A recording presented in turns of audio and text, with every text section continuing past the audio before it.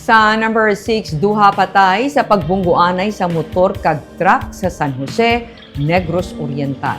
Nagbunggo kag nagdasok sa idalom sang dump truck ang motor nga may duha ka mga sakay sa National Highway sa tubang sang gym nga sakop sang barangay Hilocon sa Banwa sang San Jose, Negros Oriental, mga alas 8:25 sang aga, Miyerkules, Agosto 12.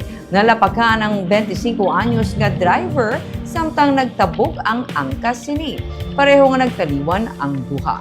Nagwa sa investigasyon sa San Jose PNP nga padulong Bai City nga direksyon ang truck samtang pagkadto Dumaguete City ang Yamaha NMAX nga motor. Nag-overtake ang motor sa isa pagid kasalakyan sa kurbada nga bahin sa dalan. Rason nga naglapaw ini sa pihak nga lane kag nagbunggo sa truck.